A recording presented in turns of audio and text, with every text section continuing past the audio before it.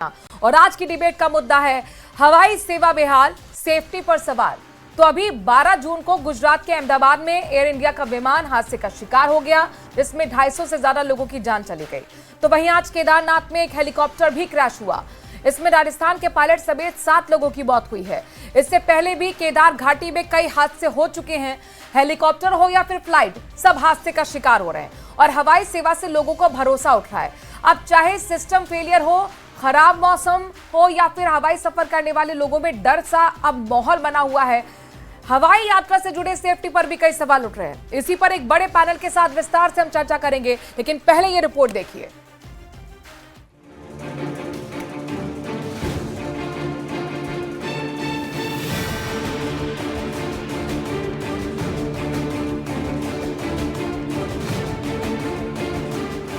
हवाई उड़ान मुश्किल सफर, सांसद में जान।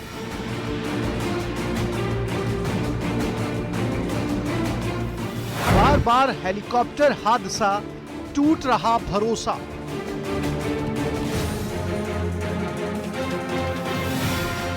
कैसे हो यकीन, सिस्टम पर सवाल संगीन।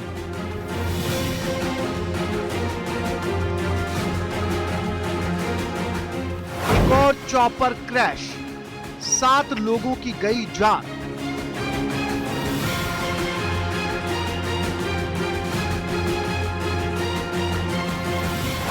हवाई सेवा बहाल, सेफ्टी पर सवाल।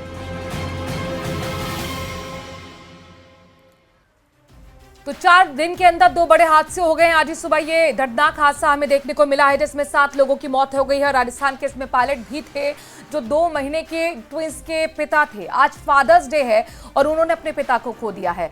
विभूति सिंह देवड़ा एविएशन एक्सपर्ट हमारे साथ जुड़ रहे हैं। मिथिलेश जामिनी वरिष्ठ पत्रकार हमारे साथ जुड़ रहे हैं। इसके साथ साथ कुछ ही देर में अमित शर्मा सिविल डिफेंस अधिकारी भी हमारे साथ जुड़ेंगे, उनका इंतजार रहेगा। फिलहाल आप दोनों मेहमानों का बहुत बहुत स्वागत। विभूति जी, आपसे मेरा सवाल है, ये हो क्या रहा है? 4 दिन के अंदर हमने 2 बड़े हादसे देख लिए हैं। किस तरीके से आप इसे देख रहे हैं? कहां चूक हो रही है? ट्रेनिंग इंक्रीमेंट वेदर को बहुत इस वेदर में हिल फ्लाइंग बहुत डिफिकल्ट होती है। जैसे आज के हेलीकॉप्टर क्रैश को ले अपन, तो सुबह 5:30 बजे टेक ऑफ हुआ है हेलीकॉप्टर का। उस समय हार्डली मान लीजिए यूं कहा जाता है कि सूर्योदय से आधे घंटे बाद आप टेक ऑफ कर सकते हैं। तो उस दौरान ही टेक ऑफ हो गया। लेकिन आगे जाते जाते इसमें जहां तक जो कुछ खबरें हैं उस हिसाब से जो उनका रेगुलर रास्ता था, उस रास्ते पे से वो वेयर ऑफ कर गए क्योंकि सामने बादल थे घने। और उसके बाद वो साइड में कहाँ गए, और क्योंकि इन हेलीकॉप्टर्स में रेडार नहीं लगा हुआ था, ये सिंगल इंजन हेलीकॉप्टर है, इनके अंदर किसी में ये भी रेडार इनके अंदर नहीं है। तो इनको आगे का टेरेन का भी कुछ पता नहीं पड़ता। टेरेन फॉलोइंग रेडार नहीं होता तो कुछ भी पता नहीं पड़ता। इनको बस अपने हिसाब से फॉलो करना पड़ता है। तो ये साइड में किसी पहाड़ी में घुस गए। वो अब ये पायलट की एक्चुअल में उस समय क्या स्थिति रही होगी, वो क्यों घुसा, या हो सकता है कई बार स्पेशल डिसोरिएंटेशन भी हो जाता है, ज्यादा बादल आ जाते हैं तो ये समझ नहीं पाता कि हेलीकॉप्टर सीधा उड़ रहा है कि टेढ़ा उड़ रहा है कि कैसा उड़ रहा है। इसलिए इस तरह के हादसे हो जाते हैं। और इसमें क्या होता है, सिंगल पायलट ऑपरेशन होता है। और फिर क्या होता है कि ये नॉर्मली ये देखा गया है कि जैसे वो बेल 407 था, ये 7 सीटर है, मतलब 6+1 सीटिंग होती है, पायलट +6। तो नॉर्मली क्या होता है साहब, अगर आगे की सीट पे अगर एक जना कोई और भी बैठा हो, या तो पायलट हो या इंजीनियर हो, तो 4 आंखें हो जाती देखने के लिए। अगर पैसेंजर है तो पैसेंजर को कुछ ज्यादा महसूस नहीं होता, उसको पता भी नहीं है, थोड़ी देर के लिए उड़ रहा है तो उसको पता नहीं है कि क्या आगे हो सकता है या क्या। तो ये दूसरी आंख भी ढूंढ रही होती है कि कहाँ जमीन तो नहीं दिख जाए, पेड़ आ गया बीच में, कुछ आ रहा है, तार आ गए, ये सब देखने के लिए होता है। तो अभी ये जो दिखा रहे हैं, इसको इंग्लिश में बोलते हैं CFIT, controlled flight into terrain. इसमें क्या, आप उड़ा रहे हैं, बराबर कंट्रोल्ड है फ्लाइट, लेकिन आप टेरेन में घुस गए। टेरेन मतलब पहाड़, पानी, पत्थर, खंबा, लाइन, किसी में भी घुसा जा सकता है। तो वो कंट्रोल्ड फ्लाइट है, अनकंट्रोल्ड नहीं है। इसमें ये नहीं है कि हवा का झोंका आया या तूफान आया उसमें फंस के इधर उधर कहीं चला गया हेलीकॉप्टर, नहीं। इसमें हेलीकॉप्टर बकायदा सही उड़ रहा है, उसको हेलीकॉप्टर पायलट ही उड़ा रहा है, लेकिन क्योंकि आसपास का ध्यान नहीं, वैली में उड़ रहे हैं। नहीं विभूति जी, इसमें ये बताया जा रहा है कि एक ना पेड़ से टकरा गया था, चूंकि मौसम खराब था, विजिबिलिटी बेहद कम थी और ये हादसे का कारण रहे। आपने कहा कि यहाँ पर 8 लोग, पायलट को अगर प्लस कर देंगे तो 8 लोग इसमें सवार थे, जबकि नियम ये कहता है कि वहां पर 4 पैसेंजर्स अलाउ हैं। नियम ये कहता है कि 6 बजे से वहां पर आप उड़ान भर सकते हैं। तो क्या लैंडिंग या फिर जिस तरीके से फ्लाइंग, ये सब चीजों का ऑडिट नहीं हो रहा है क्या? कोई हिसाब किताब नहीं रख रहा है?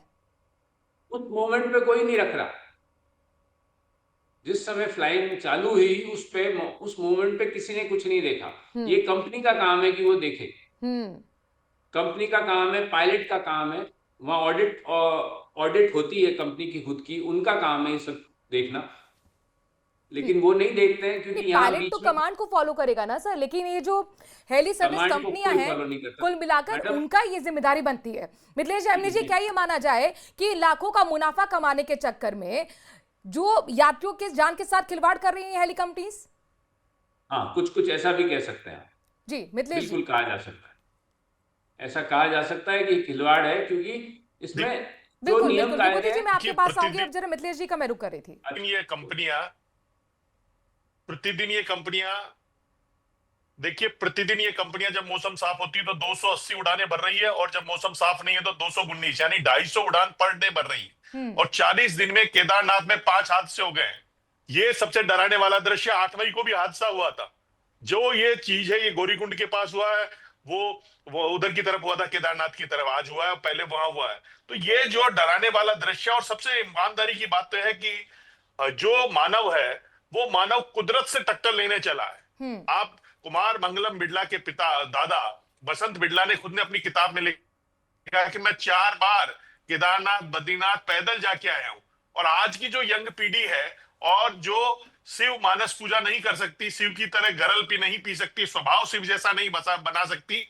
एलन मस्क के पिता जब आए तो उन्होंने कहा कि पूरी दुनिया को शिव से सीखना चाहिए। लेकिन जिस कदर एक सोशल स्टेटस बन गया है कि हेलीकॉप्टर से जाना है, अब अमरनाथ में भी अलाउ कर दिया है, तो आप नेचर के साथ भी तो खिलवाड़ कर रहे हो। जो प्रकृति ने बनाया है वो टेम्परेचर, ये तमाम चीजें, और जिन जिन कंपनियों को आपने वहां अलाउ किया है वो पायलट को क्या आराम मिल रहा है या नहीं मिल रहा है? जब 5:30 बजे 6 बजे अलाउ हुए तो क्यों उड़ान भरी? तो एक होड़ सी मची हुई कि कितना रुपया हम कमाएं। और कई कंपनियां हैं जिनको लाइसेंस मिला है।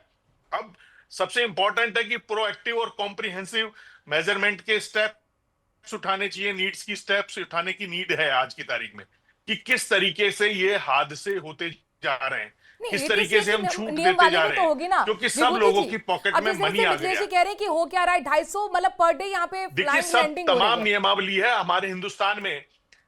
मनु राज जी, हमारे यहाँ इस देश में लाइजनिंग एक बहुत बड़ा बिजनेस है, और इस लाइजनिंग के जरिए हादसे होते हैं। कितनी कंपनियों को मिलते हैं, कितना चेक हो रहे हैं, ये तमाम हादसों का कारण क्या है इस देश में? बात तो ये है ना कि ये मॉनिटरिंग की जिम्मेदारी किसकी है? सरकार वहां क्या कर रही है? क्या एसओपी वहां पर नहीं बनाई गई थी? विभूति जी, आप पर्यटन को बढ़ावा दे रहे हैं, अच्छी बात है, लेकिन नियम कानून के धज्जे उड़ा के यात्रियों की जान के साथ खिलवाड़ करके अगर आप पर्यटन को बढ़ावा देंगे तो क्या ये सही है?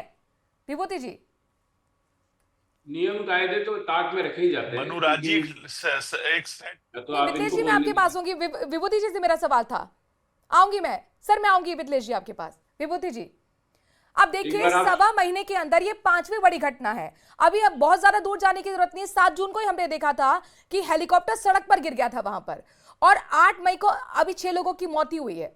तो वहां क्या ऑडिट नहीं हो रहा सेफ्टी का? नहीं, हर हेलीकॉप्टर हादसे का डिफरेंट कारण है। आप सबको जोड़िए मत, सबको जोड़िए मत। ये जो हादसा है ये डिफरेंट तरह से हुआ है। हर हेलीकॉप्टर, देखिए हेलीकॉप्टर को उड़ाना और उसको मेंटेन करना और उसको किस तरह से काम में लेना, ये सब डिफरेंट अलग अलग चीजें हैं। हर हादसे में हो सकता है इनमें से 2 हादसे एक जैसे हुए हो, बाकी जैसे वो नहीं। लेकिन विभूति जी चलिए मैंने आपकी बात मान ली, लेकिन यहाँ पर तो नियमों का तो आज उल्लंघन हुआ है ना। 6 बजे से फ्लाइट उड़ान भरती है, ये 5:30 बजे उड़ान भर रहा था। 4 लोग अलाउ हैं, इसमें 8 लोग हैं। नहीं, आप समझे नहीं। सूर्योदय के से ये उड़ान भर सकते हैं जी।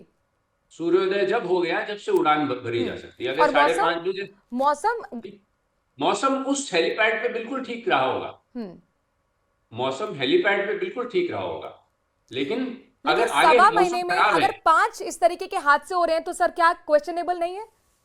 नहीं क्वेश्चनेबल बिल्कुल है, लेकिन सबके कारण अलग अलग है, सबके कारण अलग। इससे पहले जो हादसा हुआ था जिसके अंदर वो हेलीकॉप्टर उड़ के और सड़क पे उतर गया था ऊपर से, उसका कारण अलग था। उसमें पायलट को पता था कि हेलीकॉप्टर में प्रॉब्लम आ रही है, नहीं उड़ सकता है, उसके बावजूद उसने उड़ाया उसको, जी। और उड़ाया तो क्या हुआ, स्टॉल होके वो आके नीचे रोड पे गिर गया। उसमें कोई नुकसान किसी को नहीं हुआ, बच गया, लेकिन हेलीकॉप्टर खत्म हो गया, है ना। लेकिन उसमें आप कह सकते हैं कि हेलीकॉप्टर वाले की, हेलीकॉप्टर कंपनी की कमी है। उन लोगों की तरफ से पीयर प्रेशर होता है कि नहीं आपको तो ऑपरेट करना ही है, क्योंकि उनके तो पैसे आ रहे हैं, और पायलट भी पायलट अंडर प्रेशर होते हैं, इसलिए ये सब काम उल्टे सीधे हो जाते हैं। नहीं, पायलट तो सही तौर पर वो कोई जिम्मेदार व्यक्ति नहीं, वो तो कमांड फॉलो कर रहा है। यहाँ पे मेरा सवाल हेली सर्विस कंपनी को लेकर ही है। अमित शर्मा जी भी हमारे साथ जुड़ गए, सिविल डिफेंस अधिकारी। सर बहुत स्वागत आपका, मैं इंतजार कर रही थी। सर मैं ये देख रही हूँ कि गौरीकुंड में जो अभी आज सुबह हादसा हुआ, फादर्स डे है सर, कितनों ने अपने पिता को यहाँ पर खो दिया, और उन लोगों की तस्वीरें भी हम दिखा रहे हैं। राजस्थान के पायलट भी इसमें थे जो 2 महीने के बच्चों के ट्विंस के पिता बने थे, और एक गहरा दुख उनके परिवार को आज पहुंचा है। आपने प्लेन क्रैश की ये तस्वीरें 2 दिन पहले ही देखी हैं। ये हो क्या रहा है सर, कहां हमारे तरफ से चूक हो रही है? देखिए, निश्चित रूप से बहुत दुखद हादसे हैं दोनों ही, और आज का जो हादसा है वो भी काफी हृदय विदारक है, नो डाउट। लेकिन देखिए, ये सारा सिस्टम देखिए, एटमॉस्फेरिक जो हालात हैं, या जो इसको यूँ कहें कि कोई भी जो टेक्निकल कहीं अगर कोई परेशानी आती है, तो निश्चित रूप से वो टाइम बीइंग ही आती है, ऐसा नहीं कि वो हमेशा रहे। क्योंकि कोई भी जब उड़ान की जाती है तो निश्चित रूप से उसमें बहुत सारे टेक्निकल एस्पेक्ट होता है जिनको जांचा परखा जाता है, उसके बाद ही कोई रवानगी दी जाती है। अदरवाइज ऐसा इन जनरल नहीं होता है। तो मैं ये सोचता हूँ कि वाकई में जो है वो घटना जो हुई है वो निश्चित रूप से जो है सभी के लिए बड़ा खेद का विषय है, और ये वास्तव में ऐसी चीजें नहीं होनी चाहिए। नहीं, आपको लग रहा है कि कहीं ना कहीं कमी हो रही है? क्योंकि अभी सवा महीना ही हुआ है यात्रा को शुरू हुए, गौरीकुंड में देखा हमने आज सुबह यह हादसा हो गया, और सवा महीने के अंदर 5वां यह हादसा है सर। मैडम, सही है, लेकिन देखिए इसमें बहुत सारी चीजें हैं, क्योंकि टेरेन एरिया है और हाइट्स जो हैं वो निश्चित रूप से वैली के शेप में है। अगर यूँ देखा जाए तो कहीं ना कहीं कम्युनिकेशन का थोड़ा सिस्टम जो है वो इस तरीके से शायद कहीं वो ऑब्स्टिकल बीच में आते हों, या एक जब भी ये जब थोड़ा सा हाइट लेता है, चूंकि जब भी कोई ऐसी कोई मशीनरी हाइट पे लेती है तो ऊपर जो है जो एयर की लेयर वो थोड़ी सी पतली होती जाती है, तो उस सेक्शन में भी कुछ दिक्कतें जो है वहाँ पे फेस हो जाती हैं। और इन जनरल चूंकि ये ऐसी जगह पे है जहाँ पे सारी चीज़ों को जांचा परखा जाता है, उसके बाद ही इतनी सारी परमिशंस दी जाती हैं, तो मैं समझता हूँ कि अ, ऐसे कुछ हालात उस समय उत्पन्न हुए होंगे जिनकी वजह से हादसा हुआ है। अदरवाइज ये कहना तो ठीक नहीं है कि भाई किसी पर्सनल गलती की वजह से है, ऐसा तो नहीं कह सकते। लेकिन क्योंकि उस वक्त जो हालात रहे हों, क्या टेक्निकल सिचुएशंस रही या क्या उस वक्त दिक्कत आई, ये वही बता सकते हैं। नहीं अमित जी, लेकिन हर बार ये तो नहीं होगा ना कि कोइंसिडेंट होगा। कहीं ना कहीं आपको लगता है कि टेक्निकली प्रॉब्लम कुछ ज्यादा ही हो रही है? मतलब आप ये देखिए कि सवा महीने में 5 बार ये हो रहा है। फ्लाइट को सेफेस्ट मोड कहा जाता है, लेकिन अगर इस तरह से लगातार हम ऐसे तस्वीरें देखेंगे तो डर तो बैठेगा ना यात्री के अंदर। तो ये तो समझना होगा हमें कि आखिरकार चूक कहाँ हो रही है। जी बिल्कुल, ये देखा जाना चाहिए, वास्तव में आवश्यकता भी है। और जो अभी तक का जो प्रोसेस है, अभी तक की जो प्रैक्टिस है वो निश्चित रूप से बेहतरीन प्रैक्टिस है, लेकिन फिर भी एक सुधार की गुंजाइश वाकई में बनी हुई रहती है। और ये देखा भी जाना चाहिए कि और जो भी कुछ एडवांस इक्विपमेंट्स इससे रिलेटेड हो सकते हैं उनको इसमें एसोसिएट किया जाना चाहिए, तभी शायद हम और ज्यादा सेफर महसूस कर पाएंगे। मिथिलेश जी, यहाँ पर अमित जी का साफ तौर पर कहना है कि जो भी हादसा हो उसका अलग अलग पैरामीटर होता है, अलग अलग वजह रहती है, लेकिन ये जो हादसे हो रहे हैं इनमें आपको क्या लग रहा है, कहाँ हमारी तरफ से चूक हो रही है, कैसे हम बेहतर कर सकते हैं इस व्यवस्था को? देखिए, पुष्कर सिंह धामी जो वहां के मुख्यमंत्री, उन्होंने आज एक कमेटी बनाई है कि कमेटी आप पहले ही बना देते, 8 मई को बना देते, आपको रोका था किसी ने? तो कहीं न कहीं इन कंपनियों का बड़ा प्रेशर है, और ये कंपनियां बड़े नेताओं के फोन पर मैनेज भी करती है कि इनको बिठाना है, इनको नहीं बिठाना है, जो पाठा से उड़ान भरते हैं। तो ये जो सिस्टम है इसमें सुधार की दरकार है। और पायलट का कितना उस पर वर्क प्रेशर है कोई चेक करने वाला नहीं है। बार बार उड़ाने बढ़ रहे, 280 उड़ाने। और जो सबसे इंपॉर्टेंट चीज है कि वह ऊंचाइयां, मौसम बार बार में बदलता है, कभी वहां बादल आ जाते हैं, कभी वहां बारिश हो जाती है, कभी वहां धुंध आ जाती है। तो कितने एक्सपर्ट पायलट हैं, ये पूरी रिव्यू करने की दरकार है। और जो वाकई शिव भक्त हैं, जो वाकई बाबा केदार के और बद्रीनाथ के दर्शन करना चाहते हैं, यमुनोत्री गंगोत्री जाना चाहते हैं, वो ये मानकर चले कि ये प्रकृति ने आपको पैदल बनाने चलाने के लिए बनाया था। आपने विज्ञान के दम पर बहुत कुछ हासिल कर लिया, लेकिन उस कायनात को अगर आप चुनौती देंगे तो कायनात पहले भी हमने देखा था बद्रीनाथ केदारनाथ में किस तरीके से प्रकृति ने अपना कहर बरपाया था। तो कहीं न कहीं सबको सोचना पड़ेगा, इस पैसों की अंधी दौड़ में, इस कमाने की अंधी भूख में हम कहीं हमारी प्रकृति से खिलवाड़ कर रहे हैं और प्रकृति बदला लेने तो नहीं आतुर हो रही है। ये सबसे बड़ा विषय है आज के दिन कि हम जिस को बनाया गया था केदारनाथ बद्रीनाथ को, उसके पीछे क्या थीम थी। आज वह यंग कपल्स भी जा रहे हैं, तमाम चीजें जो हो रही है एक स्टेटस सिंबल बन गया है। मैं कहूंगा कि घूमने का पॉइंट बन गया है। जो आस्था अध्यात्म, उनसे शिव मानस पूजा पूछ लीजिए कि कितने लोग जानते हैं वहां जाने वाले। तो आप पहले शिव को तो समझिए, उसके बाद आप उड़ान भरिए। आपकी पॉकेट में पैसा अलाउ है, पैसा इंडिया में बहुत आ गया है। 4,000 रुपए में जयपुर से बॉम्बे पहुंच जाते हैं आजकल फ्लाइट से। तो लोगों के पास पैसा फ्लो में आ गया। लेकिन ये जो आस्था के केंद्र है, धार्मिक केंद्र है, इनका जो वास्तविक उद्देश्य होना चाहिए यात्रा का, वही मेंटेन रखना चाहिए। अब सरकारें भी पैसा कमाने में लग रही है, बड़े बड़े ऐड देती है, आइए उत्तराखंड आइए, देवभूमि में स्वागत है, आप रजिस्ट्रेशन कराइए, आप कराइए, लेकिन आप वहां सुविधा क्या दे रहे हैं? फिर ये आप हेलीकॉप्टर शुरू कर रहे हो। तो ये जो पैसे कमाने की होड़ है कि हम मंदिरों से भी पैसा कमा लें, हर तरीके से जो लूट का एक तंत्र नहीं विकसित मिथिलेश होता जी, जा रहा है, ये तो हमारे इतिहास भी गवा रहा है ना इस कि पर विराम धार्मिक लगाने की पर्यटन तो दरकार पहले है। भी हमने देखा है। धार्मिक पर्यटन ये चारों जो होता बद्रीनाथ केदारनाथ, ये पैदल के लिए बनाए गए थे। पहले पगडंडियां थी, बाद में हमने वहां पर टनल बना दिए।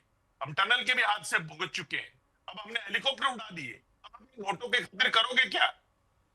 अब कमाते विभूति जी, रहिए, आप वहां क्या जो जाना इत्तेफाक चाहते हैं वो रखते हैं आस्था से मैथिली जी जाए। की राय से? उनका कहना है कि केदारनाथ 2013 के जो हमने वहां पे विपदा देखी थी, उससे हमें सबक लेना चाहिए। प्रकृति इंसान के बिल्कुल। नियमों से नहीं, अपने नियमों से चलती है। मेरे से पूछना। बिल्कुल, मैं यही कहना चाहता हूं कि इस जी सर, मैं आपकी बात को लेके जा रही, विभूति जी से मेरा सवाल है। को जो बनाया है उसके कुछ रूल्स रेगुलेशन है, उसको फॉलो करना पड़ेगा। अब आपने अमरनाथ भी शुरू कर, प्रकृति हेलीकॉप्टर और हवाई जहाज तो प्रकृति के खिलाफ उड़ते ही है साहब। इसका मतलब क्या उड़ेंगे ही नहीं? ये तो गलत बात कह रहे हैं आप बिल्कुल। ये तो एक सुविधा है। अब आप देख लीजिए, अपने वैष्णो देवी में तो दिन में कितनी बार ही उड़ता है, हादसे नहीं होते हैं वहां। दो कंपनी को दे रखा है वहां ठेका, नहीं हो रहे ना हादसे, और वहां हर 5 मिनट में उड़ता है हवाई हेलीकॉप्टर। ये बात नहीं साहब। ये तो जब अपन आगे जा रहे हैं, उन्नति हो रही है, तो उसके साथ ये भी आ रहा है। ये हेलीकॉप्टर का नहीं होना या होना, इसके लिए ये एक्सीडेंट्स तो होते हैं ह्यूमन एरर्स। ये आज का एक्सीडेंट अपन ह्यूमन एरर से माना जा सकता है इस एक्सीडेंट में। इसका मेन कारण ये है कि, और इस तरह के एक्सीडेंट हिंदुस्तान में नहीं हुए हो, ये इससे पहले नहीं हुए हो ऐसा तो है नहीं। वो एक हेलीकॉप्टर एक्सीडेंट हुआ था, वो कहाँ के थे? आंध्र प्रदेश के सीएम थे, सीवीआर या कौन, एसवीआर रेड्डी थे कौन, उनका हेलीकॉप्टर बहुत उन्नत हेलीकॉप्टर था। उसके बावजूद वो उसी तरह से पहाड़ में घुस गया, जबकि उसके अंदर रडार भी था, सब कुछ था, उसके बाद भी घुस गया था। तो हम प्रकृति से नहीं लड़ सकते, लेकिन अगर हम कानून कायदों को फॉलो करें और इस तरह का पीयर प्रेशर नहीं हो हेलीकॉप्टर पायलट्स पे कि नहीं साहब करना ही है, तो हो सकता है ये इस तरह के हादसों की में कमी आएगी। बाकी प्रकृति से लड़ना तो इम्पॉसिबल। विभूति जी, आपने कहा कि ये हमने देखा कि वैष्णो देवी में इस तरीके के हादसे नहीं होते, लेकिन फिर ये उत्तराखंड में इस तरीके के हादसे क्यों हो रहे हैं?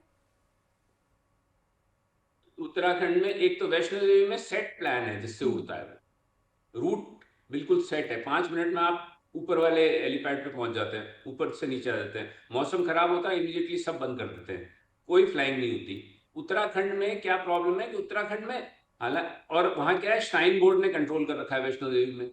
तो श्राइन बोर्ड फिर पैसेंजर्स डायरेक्टली उनसे कॉन्टैक्ट में नहीं आते हेलीकॉप्टर कंपनी से, तो ये जो प्रॉब्लम होती है ना बीच में कि साहब हमको आपने टिकट दे दिया है, हमको नहीं उड़ने को मिला और दूसरे को मिल गया, तीसरे को मिल गया, वो वाली प्रॉब्लम्स वैष्णो देवी में हेलीकॉप्टर कंपनीज को फेस नहीं करनी पड़ती। और यहाँ क्या होता है, हेलीकॉप्टर कंपनीज डायरेक्टली पब्लिक के कांटेक्ट में है, तो वो पब्लिक का जो प्रेशर होता है ना, वो कंपनी वाले पायलट्स पे डालते हैं और फिर पायलट को वो चीज करनी पड़ती है। लेकिन अब जैसे ये वाला हादसा आप जो कह रहे हैं ना, इसमें कंपनी और पायलट का प्रेशर नहीं था सर। इसमें तो सिंपल ये था कि ये जहां से उड़ा वहां तो मौसम साफ था। अगर मौसम साफ नहीं होता, मौसम साफ का मतलब 5 किलोमीटर तक की विजिबिलिटी, मिनिमम 5 किलोमीटर की विजिबिलिटी, 5 किलोमीटर तक साफ दिख रहा है, उसको बोलते हैं वीएफआर फ्लाइंग। ये वीएफआर फ्लाइंग हो रही है, ये विजुअल फ्लाइट रूल्स के हिसाब से फ्लाइंग होती है। तो विजुअल फ्लाइट रूल्स में 5 किलोमीटर की विजिबिलिटी होना अनिवार्य है। तो 5 किलोमीटर की विजिबिलिटी थी तो इसलिए उड़ गया वो, लेकिन आगे की विजिबिलिटी है कि नहीं ये वो उस स्टेशन पे नहीं बताया जा सकता। तो लेकिन उस विभूति पॉइंट जी, पे इन हादसों को कम किया जा सके। देखिए, हादसा होगा नहीं होगा ये तो इंसान तय नहीं कर सकता, लेकिन कम से कम फ्रीक्वेंसी तो कम की जा सकती है। उसके लिए क्या कदम उठाए जाने चाहिए? उसके लिए ये कदम उठाए जा सकते हैं कि जो पायलट्स हैं उनको इस तरह की ट्रेनिंग मिलनी चाहिए। और जैसे जैमिनी जी ने कहा कि इस बीच आपको रोकना चाहूंगी, बड़ी खबर आ रही है जयपुर से। बिना एसी के प्लेन में बैठे रहे यात्री 150 पैसेंजर परेशान हुए। दुबई से जयपुर आ रहे पैसेंजर 5 घंटे तक परेशान हुए हैं। तकनीकी खराबी के चलते फ्लाइट टेक ऑफ नहीं कर पाई। यात्रियों को भीषण गर्मी में प्लेन में बैठाए रखा गया। यात्रियों ने एयर इंडिया एक्सप्रेस पर गंभीर आरोप लगाए हैं। पैसेंजर का एक वीडियो भी वायरल हो रहा है। न्यूज 18 राजस्थान आना की जो वायरल वीडियो है इसकी पुष्टि नहीं करता है। दरअसल ये मां का वीडियो है और वो 3 साल के बच्चे को इस भीषण गर्मी में लिए हुए बैठी थी और उसने अपना दर्द बयां किया इस वीडियो में। अब ये लगातार देखिए परेशानी भी आ रही है। यही मेरा सवाल अमित जी है।